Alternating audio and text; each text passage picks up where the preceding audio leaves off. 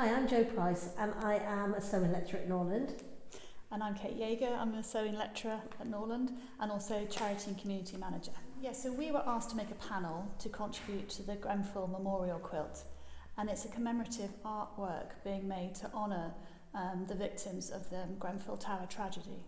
So through a mutual connection with Norland, we went to London in May 23. We took 3 students with us and we went to meet Tuesday Greenidge, who was the leader of the project. She took us to South Kensington Library where the quilts were already being stitched, and she showed us some of the quilts already made, and we sat and met some members of the public and stitched with them. And it was a really lovely event, and they kind of gave us some insight into what they wanted us to create for the panel. So the beginning for us was we came back to Norland, we had lots of fabric donated kindly from people knowing the project we were going to do. And we cut metres and metres and metres of these strips and sewed them all together. Yeah, we mapped out the size of the quilt on the floor. It's 12 by 12 foot. It was huge. It looked absolutely huge. And I think we wondered whether we'd ever get this finished, didn't we? And we left it there, the design. We came up with the design and people came in and had a look from Norland and gave us some sort of ideas, gave us their feedback, and it kind of evolved over the time. And what we decided was we wanted to have one of Norland's mottos in the centre. So we have Love Never Faileth in the middle. And then we've incorporated lots of other elements. So we've got the owls from our crest at the top, above the motto.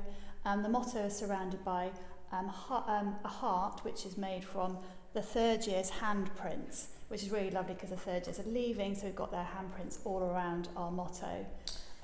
Interspersed in that, we've got the Speedwell flowers. Yeah, and we also wanted to create lots of hearts, as well as stars and hot air balloons, as they represent the West Country, for people to write messages and their thoughts about the disaster on there.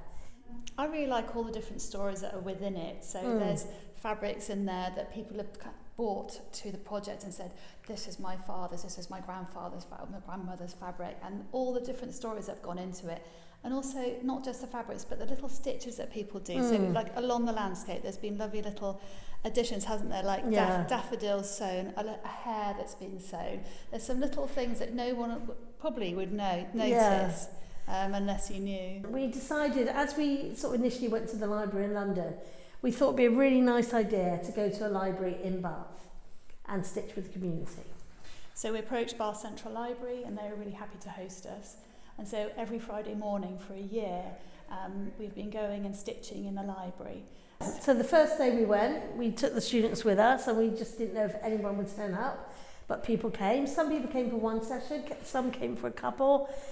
And then there was a good core few people that just came to multiple sessions and were there right to the end, didn't they? And there's been some lovely friendships made. Oh, definitely. It's been really nice and skills shared. It's really interesting when you do a project, when you're all stitching together, that you have another task, but actually the stories that come out and the conversations that happen, the friendships that build when you're doing something else is really interesting. It's been an honour to be involved with this project and something very special that we knew we wanted to be part of. Yeah. Community engagement is really important to Norland, and to be able to invite the community to join us in creating this with the staff and students has been extraordinary. It's created a real sense of belonging and connection amongst all the people. I think sharing skills, making new friends, as you said, I don't think I could have ever seen it going this way, and it's just been lovely.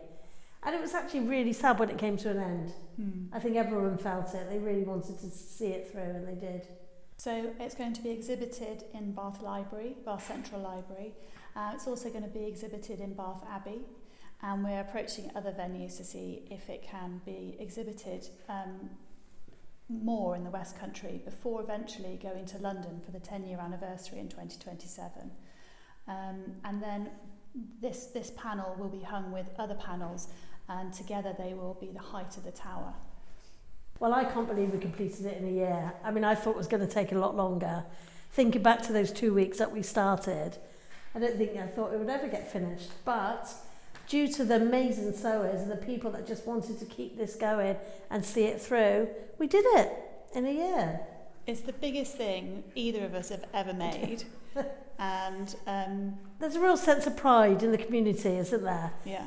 And accomplishment, and just seeing everyone's stitches, seeing, you know, I can look at a panel and remember, or heart or star, and remember the person that did it, and it's lovely to see all the skills come together. And I think when eventually it's all hung, they're all hung together, and seeing our panel as one small part of this big national and international contribution and piece of this artwork is going to be amazing and very moving. Very moving. I think it's really important to keep going with community projects, especially about something like a national tragedy. Keeping those stories being talked about, keeping the people that lost their lives remembered, and just not forgetting about these things still exist in our lives, and there will be more. And I think bringing the community together, the stories that were told, the skills that were shared, is so special, and I really hope we get to do something in the future.